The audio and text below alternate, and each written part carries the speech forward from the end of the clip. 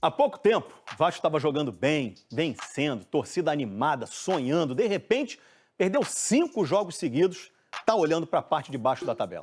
Oi, boa noite. Será que vai ter gol do Ryan hoje? Oi. No Vasco, tudo é muito intenso. Os bons momentos empolgam, fazem sonhar. A gente teve momentos brilhantes, assim, meio que de subir e descer, a vitória do Santos, a classificação do Botafogo. E jogando de uma maneira tal, a gente deu muita esperança para o torcedor. Já os maus momentos são muito ruins. Fazem pensar no pior. Vocês veem o rebaixamento como uma ameaça real ainda antes de terminar o campeonato? Claro que vê. E tem que ver mesmo. Está começando o Globo Esporte e o Vasco, hein? Não para de vencer. 4 vitórias seguidas no Brasileirão. A vítima da vez foi o Bragantino. Pois é, gente boa, você viu aí. Menos de um mês, eu todo animado falando do Vasco. Então, depois disso, foram 5 jogos. E nem o vascaíno mais pessimista poderia imaginar o que viria pela frente. 5 derrotas seguidas. Quando a fase é boa, tudo dá certo. O Ryan estava brilhando, fazendo um monte de gols. Boa noite. Tinha música. Que vai ter gol do Ryan hoje? E todo chute desviava e entrava. Quando a maré vira, o chute sai xoxo. A sorte não sorri, mas vira defesa fácil.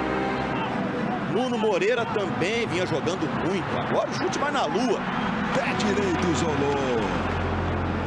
David entrava e ajudava. Contra o Bahia até começou bem, melhorou o time, mas foi expulso. E essa dividida agora o David vai tomar cartão e a cor é essa aí, ó, vermelho. A reação do Hugo Moura de frente pro lance ali entrega tudo, né? Vermelho direto depois do pisão do David no tornozelo do Canu. E pouco depois da expulsão, gol do Bahia. Faz o cruzamento.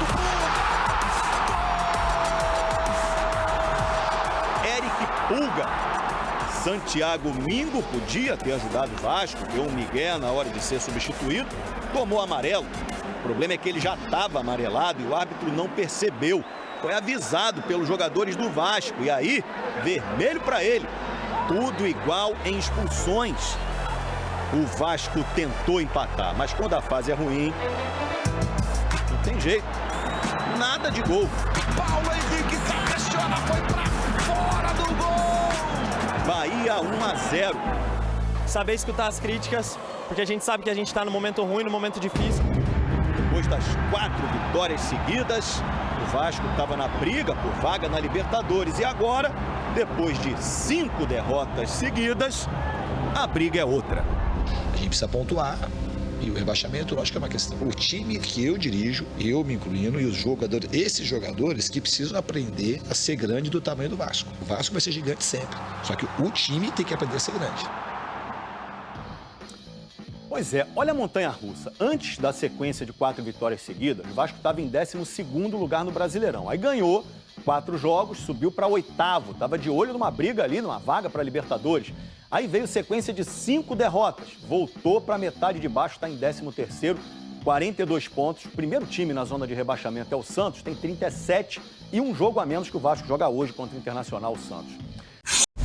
O que aconteceu, Lucas Pedrosa? Agora tu tá flertando com a zona de rebaixamento de novo ou não? Flertando não, eu sou um cara aqui que respeita sempre a ciência, viu? Pra mim é matemática. Claro! É só olhar a tabela que você vai ver que não é mais flerte. É date É já! realidade. É date Que já! isso, Venê? realidade. Não é mais flerte? Rapaz, sorte do Vasco, cara. Assim, eu tava olhando com carinho hoje a tabela. A sorte do Vasco é que hoje tem Inter e Santos. É. Então, se o Inter ganhar o Santos, ele afunda o Aqui. Santos na zona do rebaixamento e aí tem 5 pontos Hoje de diferença. tem às 9 da noite Internacional e Santos. O Vitória jogou ontem, ganhou, empurrou o Santos pra zona de Exato. rebaixamento. Então ele tem um joguinho a mais aqui, mas esses 2 caras aqui vão fechar a 35ª rodada, que é o Internacional e o Santos. A sorte do Vasco é essa, passa pelo Internacional e Santos, que independentemente do resultado, mantém os dois aí na briga. É. Mantém, mas se o Internacional ganhar, que eu acho que é o melhor resultado, vai para 43, sexta tem Vasco e Internacional, dentro de São Januário, se eles não tomarem vergonha na cara para jogar dentro de São Januário, eu não sei quando eles vão tomar vergonha na cara, e o Santos ficaria com 37. A outra sorte do Vasco é que o Ceará, e pouca gente se atenta a isso, vai pegar o G4 do Campeonato Brasileiro. O Ceará pega hoje o Mirassol, depois ele fecha o Campeonato Brasileiro contra, não necessariamente nessa ordem, Palmeiras, Cruzeiro e Flamengo, tá? Então, no caso é Flamengo, Cruzeiro e Palmeiras, se eu não me engano. Flamengo eu sei que é dia 3, quarta-feira. Exato. Então o Ceará ele vai pegar o G4 do Campeonato Brasileiro e ainda também não está livre e está atrás do Vasco. A questão é o seguinte, Fernando, é matemática. Se o Santos ganhar hoje, por exemplo, vai a 40. E aí fica 2 pontos do Vasco da Gama. Enquanto o Vasco vai ter uma diferença de 3 pontos para o Vitória, que vai ser o primeiro fora da zona dentro da zona do rebaixamento. 3 pontos em 3 rodadas não é absolutamente nada. Então, apesar do cenário ser muito difícil, você vai precisar de uma combinação de resultados imensa. E mais uma vez o Vasco continuando a incompetência que tem sido feita nos últimos 5 jogos, que o Vasco cai. Mas vamos ver se os jogadores aprendem agora, porque com a água batendo na bunda, talvez eles acordem. O que aconteceu, Pedrosa? Aconteceu Eu vi o jogo e tava, gente, o que tá acontecendo aqui? Eu achei que fosse amistoso pela postura dos jogadores. Cara, eu vou te falar, Veni, por incrível que pareça, contra Grêmio e Botafogo, o Vasco teve uma postura patética. Patética. Contra a Juventude também, patética. Contra o São Paulo, não. Contra o São Paulo, não. Contra o São Paulo, não. Grêmio, Juventude e Botafogo, eles tiveram uma postura patética, pífia, postura de conforto, coisa que o Vasco não poderia ter em nenhum momento desse Campeonato Brasileiro. Contra o Bahia, eu vou ser muito honesto, o Vasco fez um jogo terrível com a bola, o Vasco não conseguiu criar, inclusive só tem um gol nos últimos 5 jogos. Isso é alarmante e mostra como o trabalho do Fernando Diniz também vem caindo muito de rendimento, que ele não mostra repertório, ele mostra que também tem muita dificuldade de implantar novas ideias nessa equipe, mesmo com jogadores diferentes. Ele tem muita culpa no que está acontecendo em relação ao Vasco da Gama nessa temporada, nesses últimos 5 jogos principalmente. Mas me chama a atenção que ontem o Vasco pelo menos fez um jogo de competição. E quando eu digo isso, não quer dizer que jogou muito, que teve chance de vencer o Bahia e tudo mais.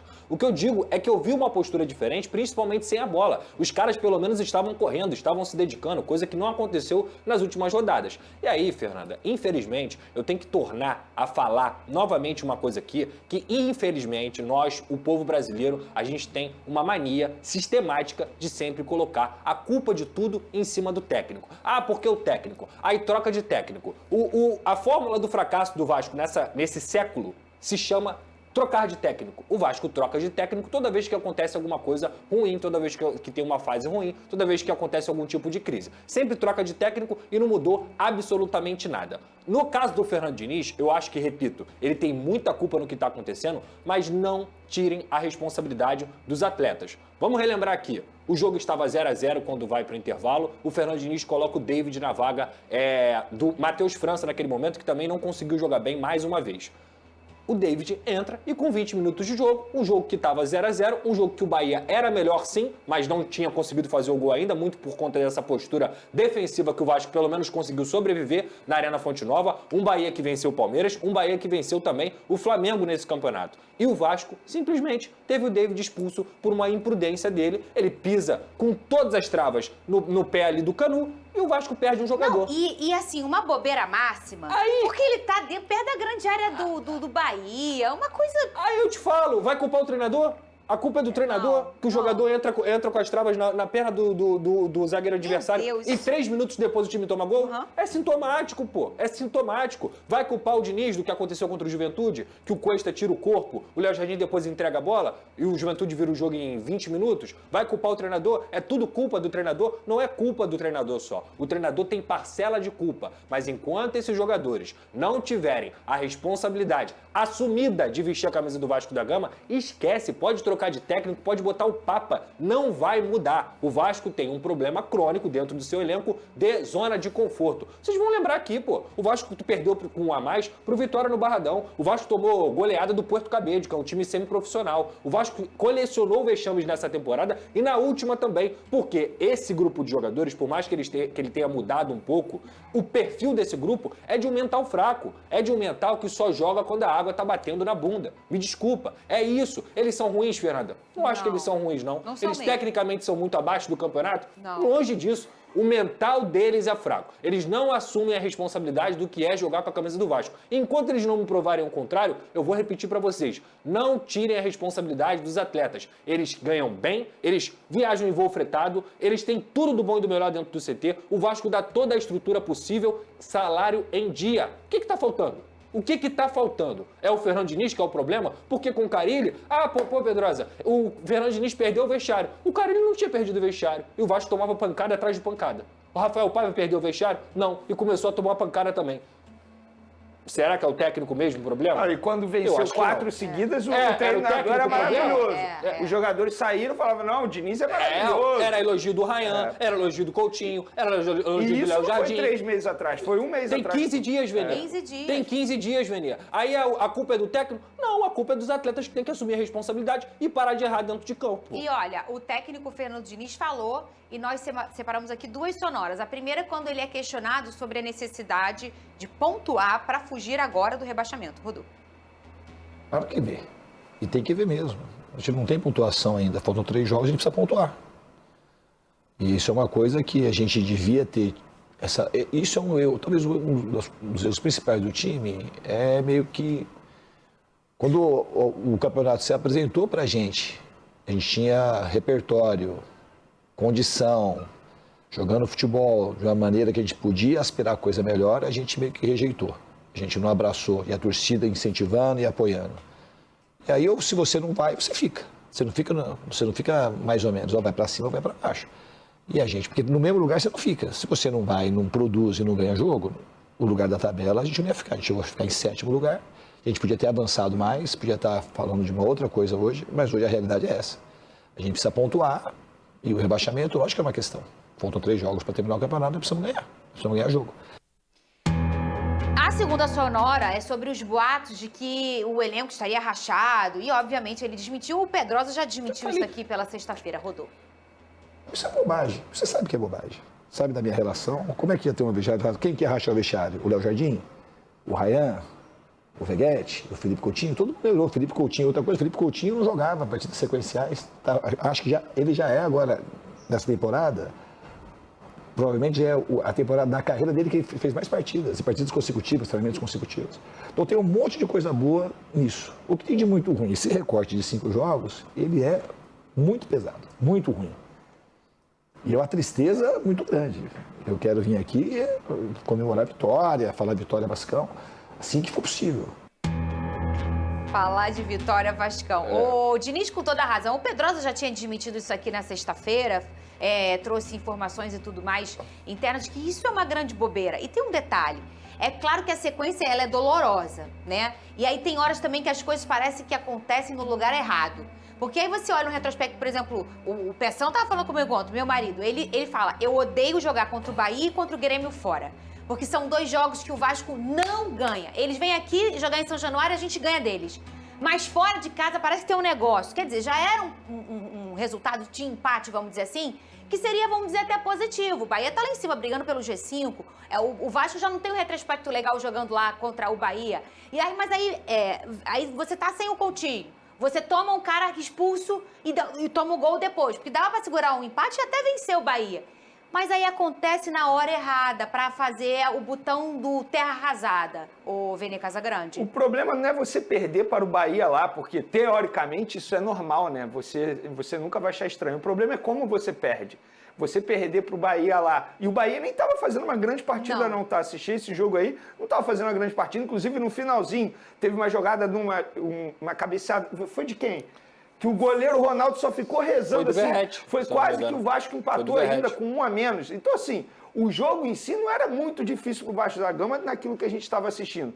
O problema é como você perde. Você numa expulsão como essa, totalmente juvenil do David, mostrando claramente ali que os jogadores estão ansiosos, estão nervosos. Acho que foi até um pouco de excesso de vontade desse jogador. A forma como perde. Aí você pega os números, Fernandinho, nos últimos 5 jogos, 5 derrotas e apenas 1 gol marcado, é óbvio que vai chamar atenção. Por exemplo, se o Vasco viesse numa sequência, ganha uma, perde outra, talvez a crítica não fosse fosse tanto. Aí você ganha 4 seguidas. A gente começa a falar aqui que é o time do momento. E não era deboche. De fato, o Vasco fazia grandes partidas. Aí depois você vem de 5 péssimas partidas, 5 derrotas, sendo que tem uma semifinal batendo a porta da Copa do Brasil. É óbvio que chama atenção e começa a pintar esse tipo de notícia que, obviamente, não procede, né, gente? Pelo amor de Deus. 15 dias atrás, todo mundo elogiava o Fernando Diniz. E agora ele é o pior treinador do mundo? Não faz o menor sentido. 15 dias atrás, o Vasco tinha o Paulo Henrique convocado, o Vasco Verdade. teve o Carlos Andrés Gomes, o Vasco teve o Carlos Cuesta, o Vasco teve o Coutinho e o Léo Jardim no radar da seleção brasileira, além do Ryan. A gente estava falando do Ryan de ser vendido por 30, 40 milhões de euros. A gente estava falando de um Coutinho que estava fazendo talvez a melhor temporada da carreira dele desde que ele vestiu a camisa do Barcelona. O Barros era um dos melhores volantes. A gente falava isso aqui o tempo inteiro. Sim. E o Vasco jogando bem O Vasco demais. jogando bola. Aí, do nada, por causa de 15 dias, perdeu o vestiário, acabou, não sei o quê. E eu já falei aqui, pode ter um ou outro jogador que não esteja jogando que está insatisfeito. Aí, se o cara não estiver insatisfeito, tem algum problema. Porque aí, senão, ele está sentado no contrato. Então, tem que estar insatisfeito mesmo. Agora, a decisão continua sendo do técnico. E quando a gente fala tudo isso aqui, gente, não é ignorando que o Fernando Diniz tem feito um trabalho ruim nesses últimos 5 jogos. Ele teve substituições incoerentes, ele teve várias decisões que eu não concordei e que ele cometeu erros dentro da partida que fizeram o Vasco ficar mais vulnerável. O time do Vasco perdeu o repertório, tanto é que tem um gol nos últimos 5 jogos, como a gente trouxe aqui, e tá tomando gol todo jogo, 11 gols nos últimos 5 jogos. Tudo isso é coletivo, é trabalho do técnico. Só que a gente não pode, mais uma vez eu vou repetir aqui pra vocês, tirar a responsabilidade do atleta. Porque se a gente tirar a responsabilidade do atleta... E você fala isso é há muito fácil, tempo, isso aqui, é Pedro. muito Desde fácil, os outros Fernanda. treinadores. É muito fácil, pô. É muito fácil colocar sempre no técnico. Essa ideia burra e sistemática que a gente tem aqui de que é só o treinador que tá errado. Não é, pô. Não é. Pedrosa. Concordo plenamente. Pô, já vê, o Vasco fez um jogo até justo com relação às circunstâncias. O Bahia é um time que é forte jogando em casa, apesar de viver numa inconstância no Campeonato Brasileiro, estava sempre brigando. Ele brigou desde o início do campeonato, na parte de cima, ou Libertadores, ou entre os 5, entre os 4. O Bahia está sempre brigando por ali.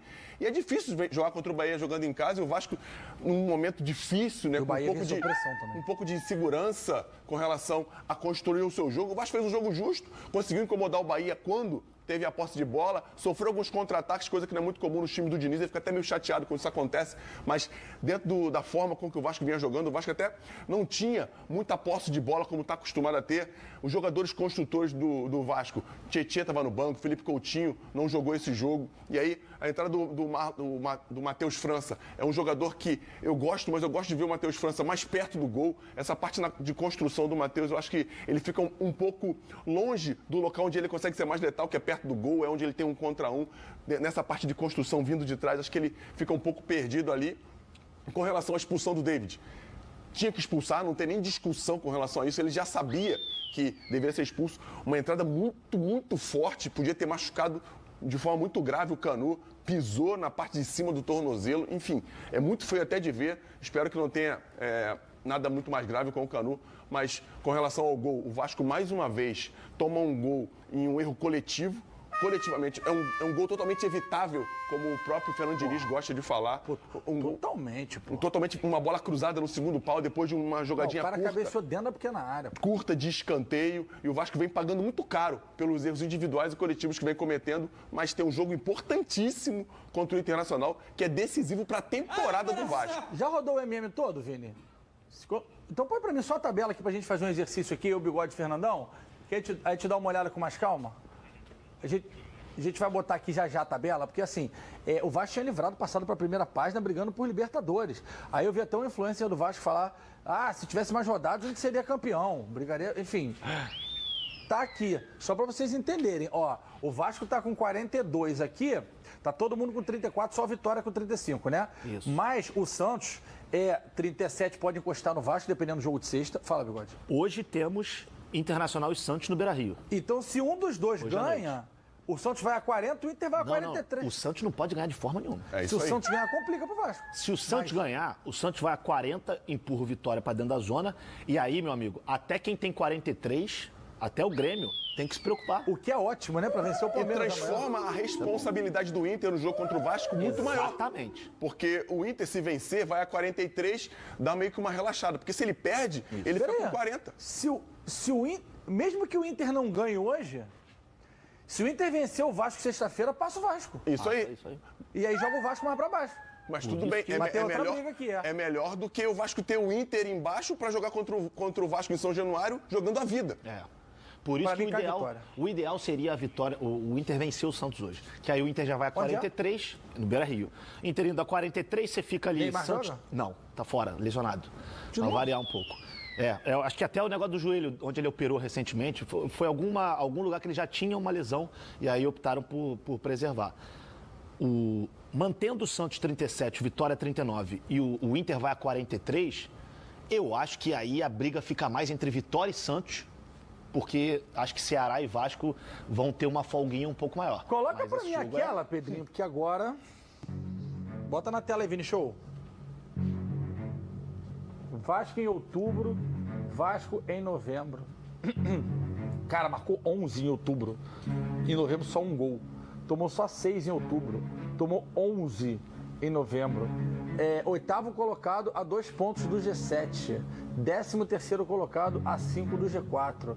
Rapaz... Do Z4. Z4. Z de zebra.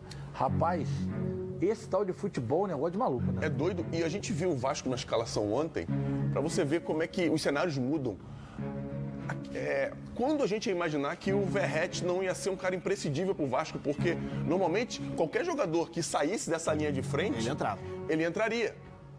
E ele nem foi a primeira opção para entrar, porque quem entrou primeiro foi o David, que acabou sendo expulso. Depois ele acabou até entrando. Mas o Vasco, numa seca tão grande de gols, o Verratti, o artilheiro do ano, não tendo tantas oportunidades, né, de jogar mais tempo no Vasco. Louco. É uma coisa muito o Vasco pode perder tudo e ainda livrar. Pode.